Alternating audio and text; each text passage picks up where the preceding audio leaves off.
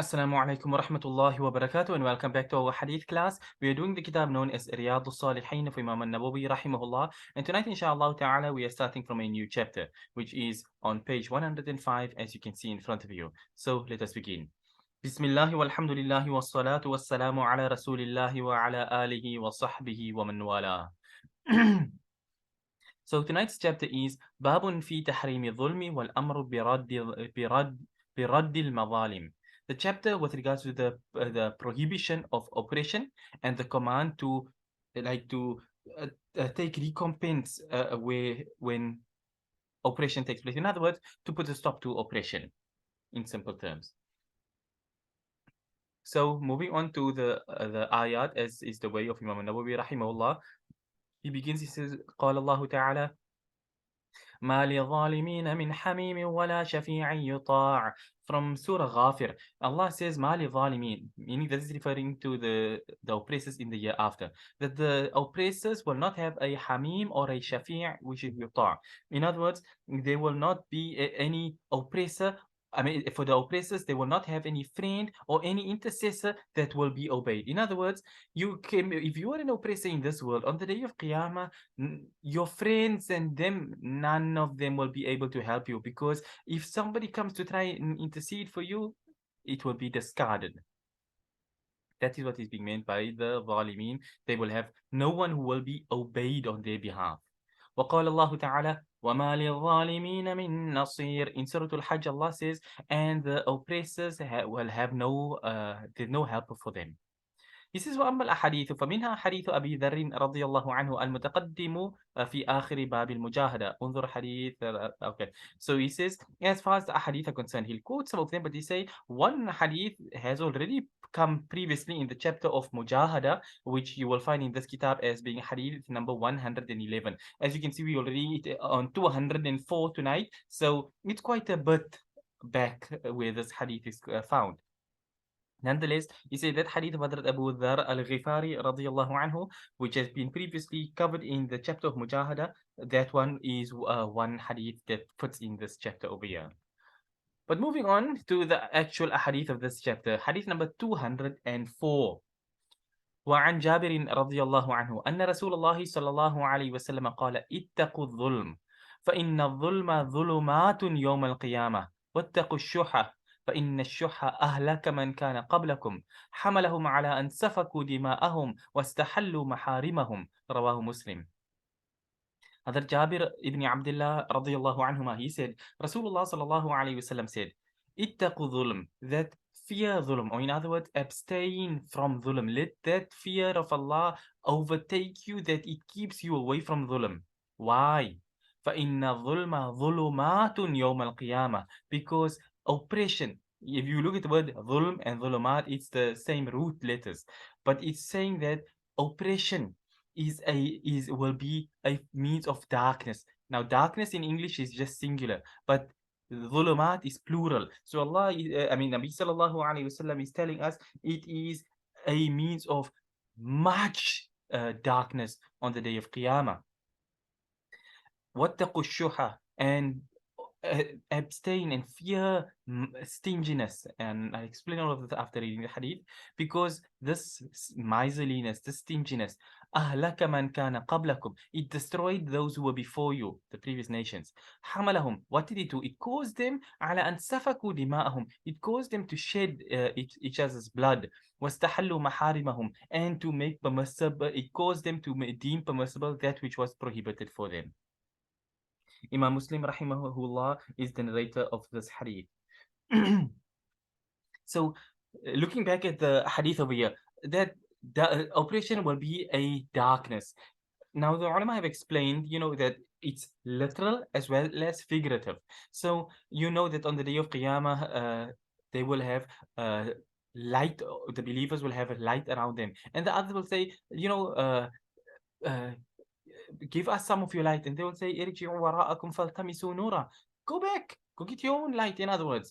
Go look for some light over there. In other words, naqtabis min nurikum.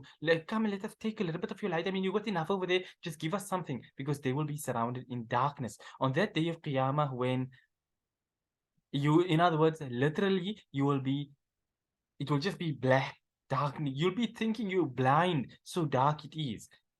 And that is the day of Qiyamah. In that it is something that everybody will be faced with. But yet everybody will face different things next to each other even on that day. So two people can be standing next to one another, and one person can be drowning in his own sweat, and the next person will be having sweat maybe till his knees. That's how it goes. So what it means is that or at least what I'm saying is that on the day of Qiyamah, things are little pockets, if you want to put it this way, in its own sense. Because if you are drowning in your own sweat, are you going to be put in a jar so that your sweat can fill up and you can drown that way? No. You will be standing literally there, but you will be like in a little pocket that the sweat that comes off you will only affect you. Nobody else is going to swim in your sweat or drown in your sweat. You'll drown in your own sweat. So in that sense, so there will be darknesses, to use the Arabic into English, darknesses for an oppressor on the day of Qiyamah. It will be dark in the sense that physically you will be in the dark and there'll be nothing that you can do. And the other one is that the darkness is the figurative meaning, at least I should say, is that there will be difficulties awaiting you on that day. So darkness is always associated with something bad, evil, hard, difficult. It's dark times. Dark times lie ahead. People say it that way because it means difficult times lie ahead. So your oppression will become a means of difficulties on the day of Qiyamah. That's the first part. And then shuh. Shuh is stinginess, but it's not just stinginess. Stinginess itself is already a serious thing, but bukhl is a standard, person is a bakhil, as people would say, he's a bakhil, he's a miser. So that's in its place. But shuh is taking it to the whole next level. It is when you have a severe case of stinginess, miserliness. You only want everything for yourself. Nobody must have anything. I want it all. That is shuh. That type of stinginess that makes it that you can't even love that somebody, you can't the greed. You are miserly, you are stingy, and you are greedy as well. So it's like you have 99 loaves of bread on your table, and there's somebody walking with a slice of bread, but your greed makes it that you even want that loose slice of bread that he's got, that is sure. So it takes it to the highest level. So Nabi sallallahu alayhi wasallam tells us that beware of shuh. And you may say, but hey, I don't mind if a person takes a slice of bread. I got 99 loaves. But it doesn't work that way. Shuh is something which exists and it's real. And we just tend to look at it in a different way. Nonetheless, when it comes to shuh, it means that as you look at the hadith, it caused them to shed blood. And when you look at it today, look at it in whichever historical perspective you want to look at it. When there came things, the gold rush, for example, we be it in America, be in other parts of the world. So many years, there's a treasure, there's some gold, there's a diamond, there may be a diamond mine, or somebody found a diamond or something here. People will be quick to kill you to get it. And that's just something that came out of the earth that Allah has put there, like a diamond or gold, etc. But people will, for the flimsiest little things, they'll kill you so they can get that diamond and that gold. Or you found some buried treasure over there, they'll kill you. I mean, that's like a norm. People know, don't share such things with people, or they're just going to kill you outright. So you may be thinking, one bar of gold, a ship maybe, for example, went down. It's got a crate full of gold coins inside it. One gold coin is enough for you. You can take care of you for life. There's 1,000 gold coins in there. You can give for 1,000 people. But the person will be like, no, I want all 1,000. If you must get somebody and you need them. You need their boat and whatever to get, and the diving equipment to go down and get it for you. And you must cut him in. You won't cut him 50-50. You'll try and make it his portion as low as possible. That is shuh. It is that stingy, greedy behavior that you want everything for yourself. So it caused the people to shed each other's blood. And wastahallu maharimahum, and to cause that which is and to consider at least that which Allah prohibited as being permissible. So shedding blood is also amongst the prohibitions, so they deemed it to be permissible, but it applies in any way. So, for example, the shuh, you can take it in the case of a woman. So now somebody got married, for example, or there's another, you are the Zani of the town. Let's put it this way. You've had zina with every woman that's out there.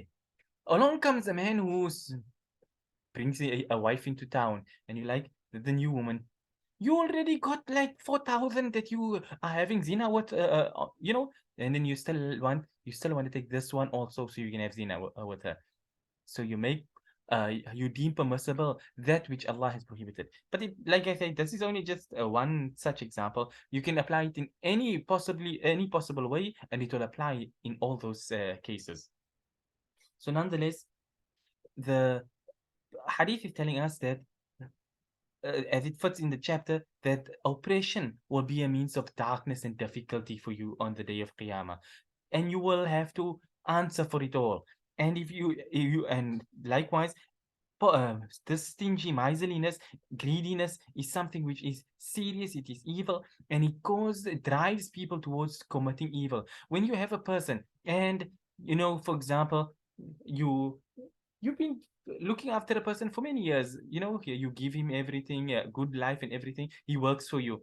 They say the butler did it. The butler did it has become a cliche line, in the sense that when the boss or the master is killed by somebody, the butler has become a prime suspect in the case, because the fact is, okay, sure, you get some bosses who are evil tyrants, but you have other people who are normal, they're just ordinary people. But then, because I won't kill you, I'll get my nephew to kill you, and then we can take the money that you've got hidden away in your safe.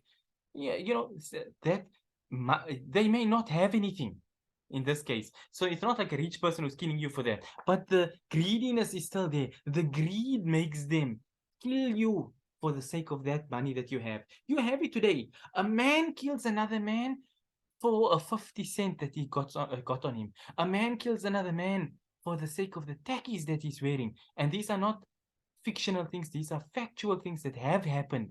People being killed for such flimsy reasons. So when you have greed, you are from a poor area, that man's from a poor area, then you see somehow he's got a nice pair of tackies. You're like, how do you have these tackies? Whatever reason he's going to give, you're going to beat him up, or kill him, whatever, just so you can take it. Because how did he have and you don't have? All of this are from the ills that come about as a result of this shuh, this greedy miserliness. Let's move on to the next hadith. وعن أبي هريرة رضي الله عنه أن رسول الله صلى الله عليه وسلم قال: لا تؤدن الحقوق إلى أهلها يوم القيامة حتى يقاد للشاة الجلحاء من الشاة القرناء. رواه Muslim. Hazrat Abu Hurairah رضي الله عنه, he said that Rasulullah صلى الله عليه وسلم said that most definitely every single right will be given to its correct person on the day of Qiyamah. That justice for everyone will be meted out on that day. So much so, Nabi sallallahu alayhi wasallam said, "Hatta yuqada lisha." Now, what's spoken about here are sheep, goats, things, animals of this sort. Now, the reality is that there is no Jannah and Jahannam for animals. So there's no need for resurrecting animals and things of this sort. They're not going to go and the goat must come and show that I didn't do anything bad and things. They don't have a hisab kitab to give. But this is showing the extent of the justice on the day of Qiyamah. That even for an animal, if you had a goat which was which had horns, and you had another one which had no horns, and the one with horns killed the other one which had no horns, then Allah would resurrect both animals on the day of Qiyamah, and horns will be given to the one who had no horns, so that this one here who was killed in this world unjustly by his own one go to another, but he was killed unjustly because you got no right to be killing another animal or causing harm to them. So Allah will cause them both to come back to life and then give horns to the one who had no horns, and then he will butt that other one to death so that justice can be done. A life for a life. He killed you, now you will kill him. Then they will be returned to dust. So they serve no purpose. They are not having a hisab kitab. There's no Jannah and Jahannam for them. But the justice of Allah is such that not an iota of oppression will be allowed to escape unchecked. So the fact that one goat harmed another goat, even that birth will be meted out so that not any piece of injustice was allowed to just be. So yeah, straightforward hadith. Imam Muslim rahimahullah once again is the narrator of this hadith. Okay. Okay, well, let's do one more hadith. Our time is running a bit low somehow for some reason. So before time runs out, hadith number 206. عن ابن عمر رضي الله عنهما قال: كنا نتحدث عن حجة الوداع والنبي صلى الله عليه وسلم بين أظهرنا ولا ندري ما حجة الوداع حتى حمد الله رسول الله صلى الله عليه وسلم وأثنى عليه ثم ذكر المسيح الدجال فأطنب في ذكره. Hazrat Abdullah ibn Umar radiallahu anhuma, he said that we were speaking on Hajjatul Wada', you know,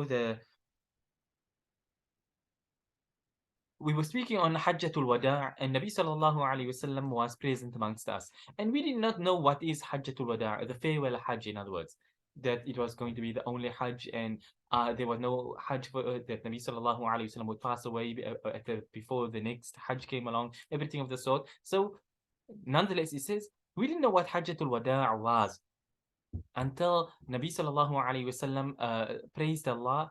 Hamid Allah wa athna alayhi. Athna is thana, means to praise. Hamida is alhamdu, which is to praise. So Nabi sallallahu alayhi wasallam praised and glorified Allah, if we were to use different words for it. And then ثم ذكر المسيح الدجال. Then Nabi sallallahu alayhi wasallam began speaking about al-Masih al-Dajjal, the Masih ad-Dajjal, the Antichrist, as people would refer to him. So, Masih here in the context of Dajjal does not mean he's a Messiah. It means he's somebody who's got a mamsuh eye, meaning an eye that is blind, floaty grape, but you'll see that as we go into the hadith itself. So anyway, فَأَطْنَبَ فِي ذِكْرِهِ. And Nabi sallallahu alayhi wasallam spoke about Dajjal, and Nabi sallallahu alayhi wasallam went into detail, expanded deeply into the description of Dajjal and this and this and this. وقال ما بعث الله من نبي إلا أنذره أمته أنذره نوح والنبيون من بعده وإنه إن يخرج فيكم فما خفي عليكم من شأنه فليس يخفى عليكم إن ربكم ليس بأعور. Okay, so Nabi sallallahu alayhi wasallam said that there has not been meaning, in other words, Allah has not sent a single Nabi, but that Nabi had warned his people about Dajjal. So every Nabi had warned their people about Dajjal, and that include Hazrat Musa alayhi salam, Hazrat Isa alayhi salam as well, even if the kuffar do not know it. So nonetheless, so every Nabi was given this, and he warned these people about it. And Hazrat Nuh alayhi salam and those the Anbiya that came after him, they all warned their people about him. And Nabi sallallahu alayhi wasallam said that if he were to come amongst you now, in other words, if he were to come out, if it was his time now to come out, then he will not be, his affairs will not be concealed from you, because you have been informed about what he is. It's like if we never heard about Dajjal and suddenly Dajjal came here. Yeah, sure, he can misguide us. But we have been given like the guidebook that this is Dajjal, this is what he is, this is where he come from, this. And how blind must we be to see the sun outside and say, no, it's night. So, or see the darkness outside and say it's day. So anyway, so Nabi sallallahu alayhi wasallam said that if he were to come now amongst you now, then what is concealed from you now will not be concealed from you then. That in other words, once you see him, everything will fall into place, and whatever you've been told, everything you'll see it all there. So if you were told he looks like this, you'll see him like that. His hair is like this, you'll see his hair like that. He's this height, you'll see him like that, etc., etc. You'll see all of this. And then Nabi sallallahu alayhi wasallam said, "Inna rabbakum laysa bi'a'war." Then you must know this. One thing, your Lord is not one-eyed. وَإِنَّهُ أَعْوَرُ عَيْنِ الْيُمْنَى. And your Dajjal is he's one-eyed, having only a right eye.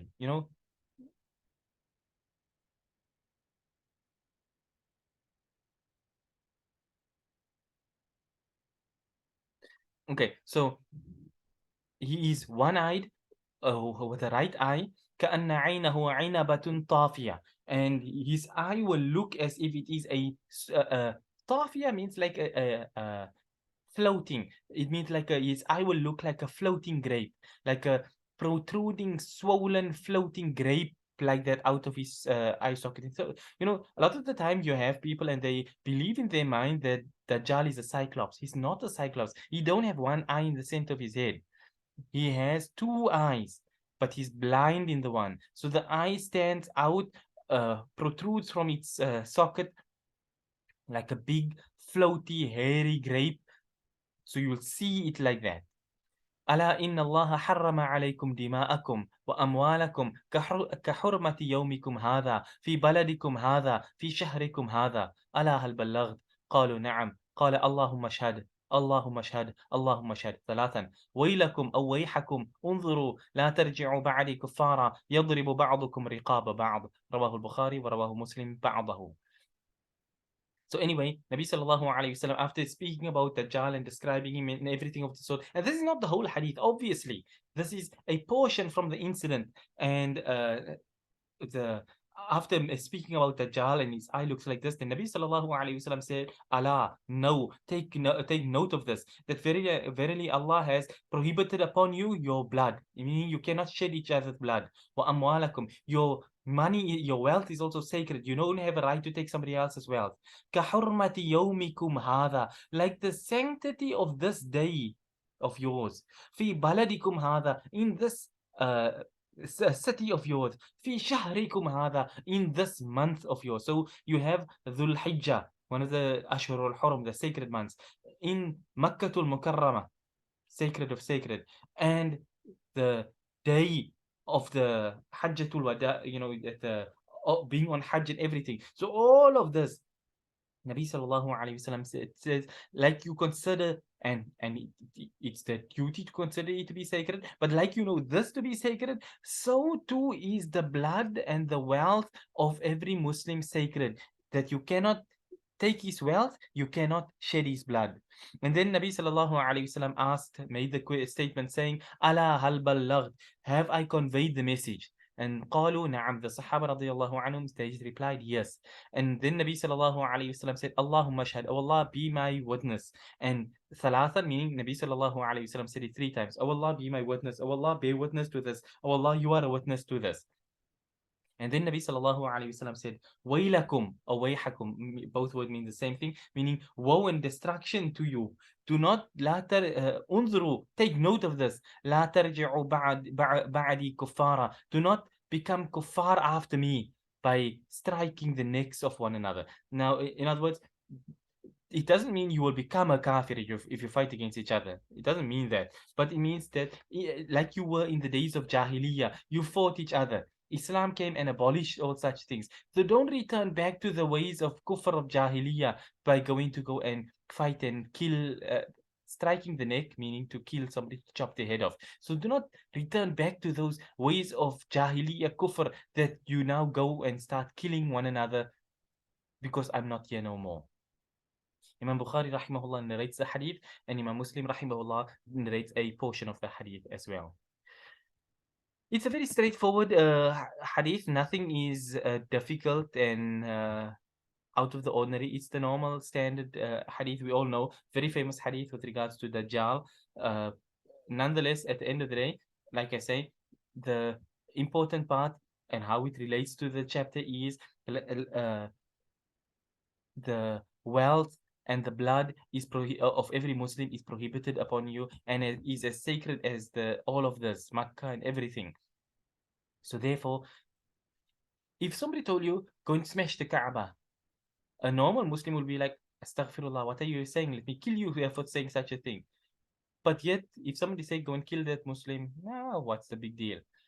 In reality, the sanctity is exactly the same, but we don't put that sanctity in its place, so we don't see it that it's a crime or it's a wrong thing that we do.